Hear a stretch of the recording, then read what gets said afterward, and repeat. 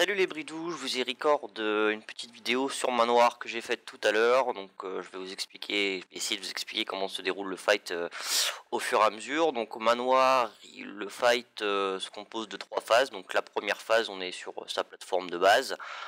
Il a plusieurs capacités pendant cette phase. La première que vous pouvez voir là à l'écran, c'est la démolition. Donc il y a des débris qui tombent partout sur la salle. Donc vous voyez qu'il y a des grosses voids de rouge et des petites voids orange. Les grosses voids de rouge, il faut s'en écarter au maximum.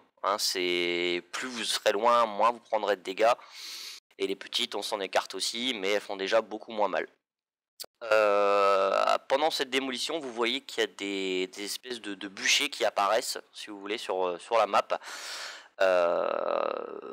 Ces bûchers, ils servent, si vous voulez, le boss a une capacité, c'est-à-dire qu'il cible 2 personnes et il les désigne pour mourir et il va leur balancer un espèce d'empalé. Vous pouvez le voir là à l'écran, il y a les 2 flèches rouges qui désignent les 2 joueurs.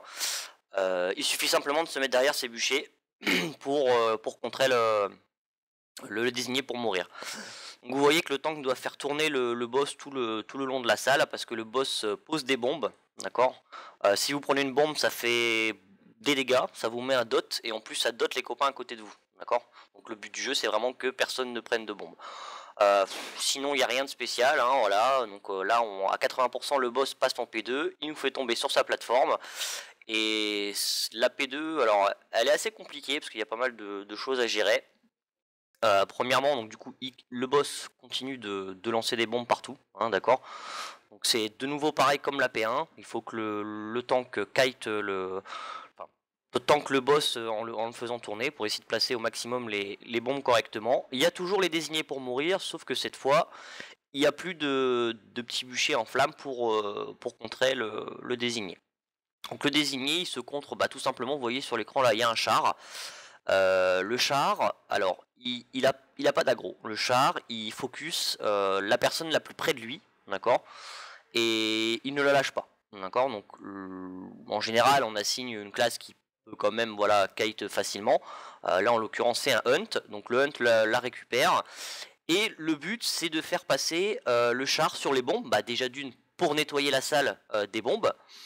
Et aussi parce que le char a une espèce de bouclier sur lui qui réduit ses dégâts qui réduit les dégâts qu'on lui fait de 90%, et on doit péter justement ce bouclier en le passant sur les bombes, d'accord. Donc vous voyez les désignés pour mourir, on les voit, je sais pas si vous les voyez à l'écran, ils essaient d'aller se mettre derrière le char pour éviter l'empaler. Donc là vous voyez le hunt essaie de le faire passer sur un maximum de bombes. Vous voyez là j'ai pris une bombe, j'ai le dot, donc ça fait un peu de dégâts. Vous pouvez voir qu'autour de moi il y a des AE rouges, ça tout le monde là, d'accord, c'est les mobs, vous voyez il y a des balcons au-dessus, les mobs nous tirent dessus, et il faut essayer de rester espacé, si vous voulez, dans un rayon de 6 mètres autour de nous pour minimiser les dégâts et pas faire les dégâts que ça nous fait à nous-mêmes, aux copains, comme d'habitude. Donc pour les balcons, donc il y a des mobs en haut, donc là moi j'y vais pas, j'étais pas assigné, donc mais là on peut les voir en haut, vous voyez il y a tous les cas qui sont. C'est pas compliqué pour monter sur les balcons, le boss, que ce soit en P1, en P2 ou en P3, si vous voulez, fait un smash sur le tank, qui bump le tank, et à ce moment-là le deuxième tank doit absolument le récupérer, d'accord. Sinon parce qu'il y a un reset d'aggro à ce moment-là, donc il faut que le deuxième tank taunt le boss à ce moment-là pour le récupérer, et vice versa, le deuxième tank se fera aussi smash à un moment donné. L'autre tank devra le reprendre, etc., etc. Ça c'est une capacité qu'il a dans les 3 phases. Au moment où le boss se match, il faut que les personnes qui soient assignées sur les balcons soient dans le même rayon que le tank. De toute façon on le voit, ça fait une espèce de bulle autour du tank, et les personnes sont buff sur les balcons, et là il faut essayer de DPS un maximum les ZAD pour éviter un maximum les dégâts qu'ils nous font sur le raid. Vous voyez c'est un peu chaotique, il y a des bombes partout. Bon, c'est une phase qui s'apprend, ça s'apprend à se maîtriser. À 30%, le boss nous fait descendre sur la dernière plateforme, donc c'est la P3. Donc là, vous voyez, tout le monde doit venir se mettre au cac du boss. Il y a toujours les bombes, d'accord. Donc là, le boss pose les bombes sur 2 joueurs plus un tank, forcément, d'accord.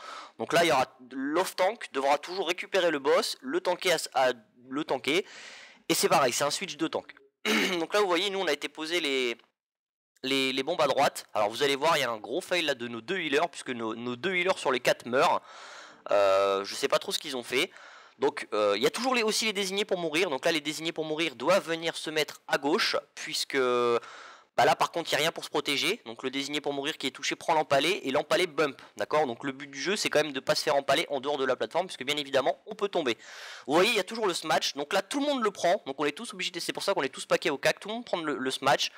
Et on doit de nouveau venir se paquer au boss. Vous voyez là je vais prendre un désigné pour mourir. Alors j'ai mal géré mon coup parce que je suis bump dans les bombes qui ont explosé. Je prends beaucoup de dégâts, on arrive quand même à me sauver, j'arrive quand même à me replacer. Bon cette phase pareil ça s'apprend, c'est un placement, c'est beaucoup de placements, il faut que les gens soient réactifs à y poser les bombes sur le côté puisque quand le boss smash vous voyez que ça fait des gros cratères avec des gros AE. Donc il faut quand même vite tomber le boss puisque après il n'y a plus de place dans la salle. Et bah forcément c'est le wipe du raid, hein. Donc là vous voyez on a encore les gens qui ont les bombes, ils vont bien poser les bombes à droite, les gens sont réactifs, voilà vous voyez ça fait des cratères et les cratères vont devenir de plus en plus gros, hein. Vous voyez quand le boss fait le smash, hop vous voyez les cratères s'ouvrent, ça fait des grosses AE et ça devient vite compliqué. Voilà, donc le boss en lui-même une fois que les gens